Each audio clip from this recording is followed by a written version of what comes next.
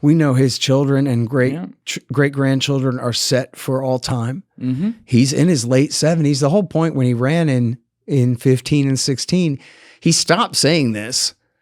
I really wish he'd stuck with it. It sure made a great line in a debate. It was like, he said something very close to, look, guys, I'm retired. Yeah. I already won at life. That's why I'm here. The devil's advocate question I would have, because I mean, I'm on your side with this. I did not support striking them. I just want to see where people could be coming from potentially.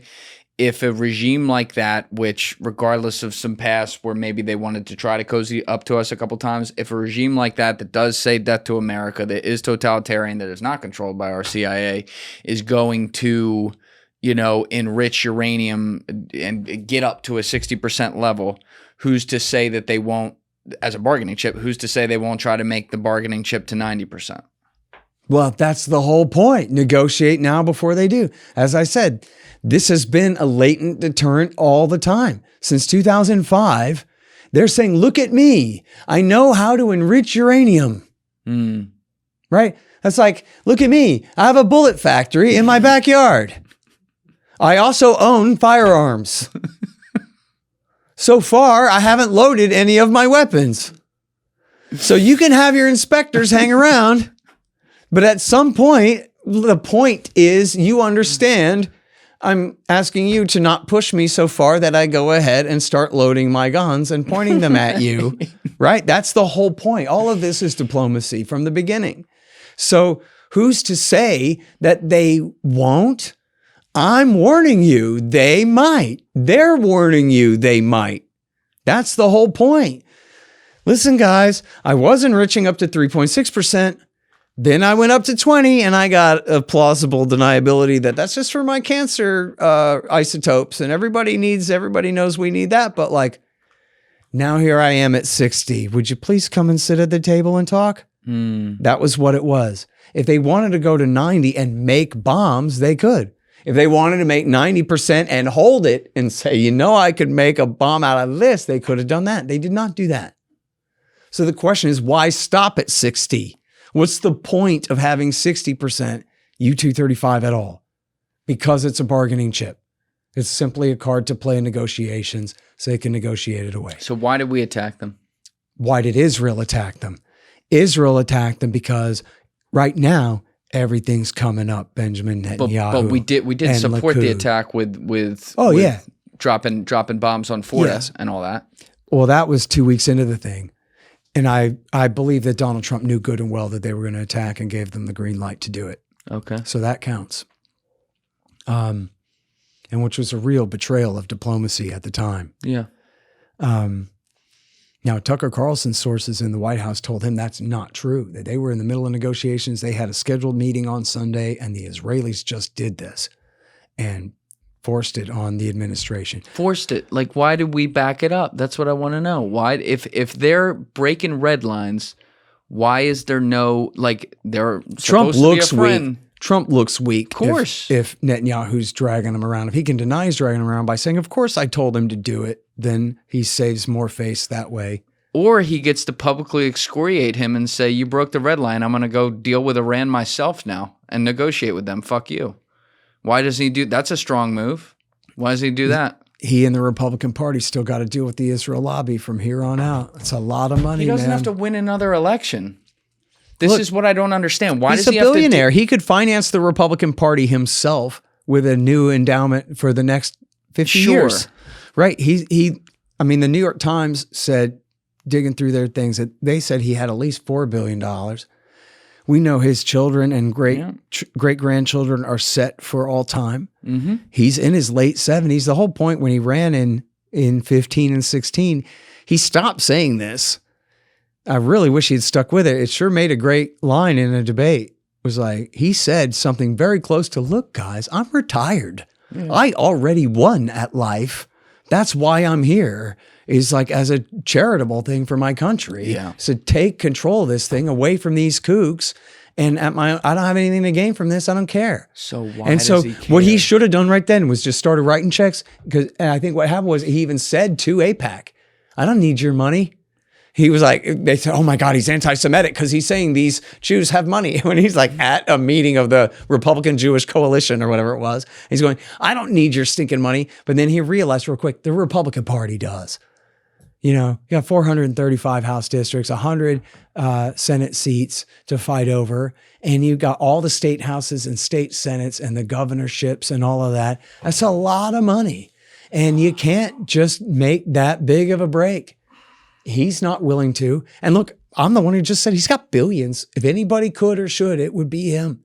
But then Miriam Adelson, Sheldon Adelson, they go, look, man, we got hundreds of millions of dollars for you here. We'll write you a check for $100 million right now. We'll write you another check for $100 million in 2 years, and another check for $100 million in 3 years. And you'll put the embassy. You'll put the embassy in Jerusalem. Yeah. You'll send Jonathan Pollard back to kiss the ground and shake Netanyahu's hand. And Pardon Scooter Libby. Pardon Scooter. I didn't even know that was Recognize part of it. the seizure of the Golan Heights. And then also, by the way, you know, the rumor from the May 28th, the reports from the May 28th, 2004 million that Miriam Adelson gave him was that it was in exchange for eventually supporting the settlement of the West Bank for Israel. Now, I will give Donald Trump this credit. As of the recording of this podcast 5 days ago, he said that's not going to happen. Yeah. Let's see if he sticks to that. But I'm saying, like, he's given them everything else they want. Jonathan Pollard's running for Knesset now on the platform of nuking Gaza, by the way. I don't know if you've seen that. I haven't seen that. It's no like, surprise. Jesus Christ. I see shit like that, and I'm like, what the fuck? Well, you saw where Smotrich said Gaza is going to be a real estate bonanza. I just love that, man. Like, go ahead, dude. Like you have to look at this. Like, a lot of the Israeli people, of course, don't support this government. It wins with the minority because they have multiple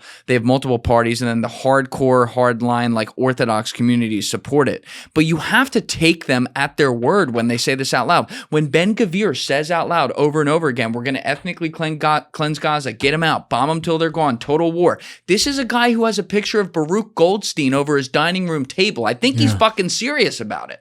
Yeah. Like, that doesn't mean that fucking Jews in the diaspora support this. None of my Jewish friends support this. Right. But it is now making a bad name for everyone around the world because of the actions of, like, this group of people who is wanted by the ICC. It doesn't make sense to me then when the president of my country is fucking risking enormous Middle Eastern wars again at their behest when they have no international support right now. All the leverage should be on this end. I understand that there's money flowing and whatever, but you don't have another election to win, man. But see, these are all Donald Trump's friends, and no Arabs are, not really. You know what I mean? Like, the Saudis flatter him and stuff, but like in New York City, where he's done business his whole life and all these things, all his friends in California too, all his, TV business and whatever, everywhere he goes. And look, Donald Trump is from Queens. He's not a Brooks Brothers waspy wasp. He hangs out with Jews. He always has. You know what I mean?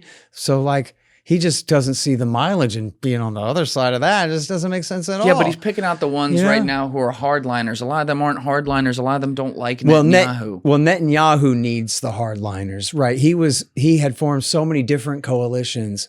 The last time, I believe, correct me if I'm wrong, I believe it was in December of 2020 when he formed his latest coalition, he had to go ahead and go this far right to Ben Gvir and Smotrich, where before he hadn't brought in guys this far to the right. But at this point, he needed them to stay out of jail. By the way, we'll do the war real quick in just a sec, but I want to point out real quick that it's available on the Pirate Bay if anybody has a VPN and still uses that thing. I do.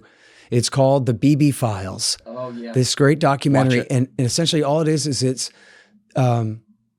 surveillance footage, basically, from interrogations of Netanyahu and his wife and their friends. And Netanyahu tells Shin Bet, National Police, on video, why did I support Hamas? Because that's how you thwart a Palestinian state. But don't worry, we control the height of the flames. Now, this is the same thing that he said in a meeting of the Likud, where one of the ministers came right out and told a reporter, and that reporter went and got it immediately verified with someone else who was in the meeting. And then a different guy published a book saying the same thing. And then they denied it and said, he never said that. Well, here he is in Hebrew in this video and verified by other Hebrew speakers. That's the translation, all right. And he's saying this directly to the Shin Bet while being interrogated. They go, how can you support these terrorists? And his answer is, I know what I'm doing.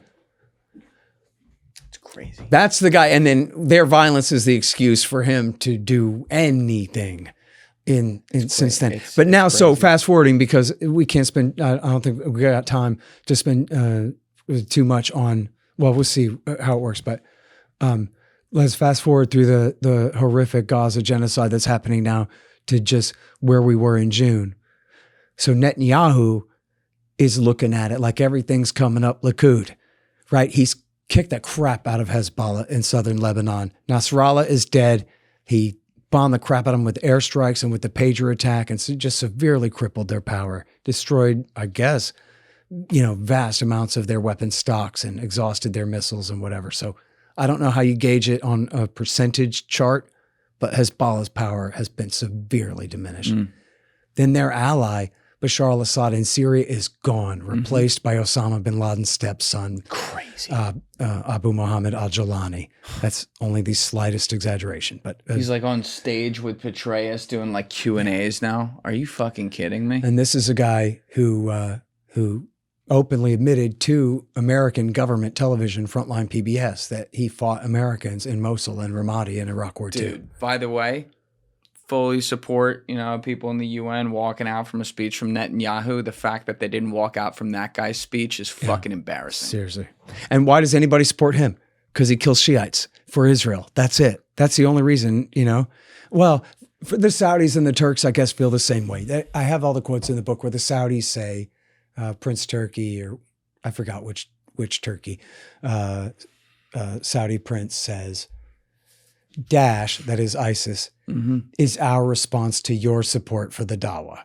In other words, America put the Shiites in power in Baghdad, so that's why we're supporting the caliphate now, Thank you guys for checking out this clip. If you haven't already subscribed, please subscribe and hit the like button on this video. It is a huge, huge help. And if you'd like to check out this clip's full podcast episode, that link is in the description below or right here. And finally, you can follow me on Instagram and X by using the links in my description below.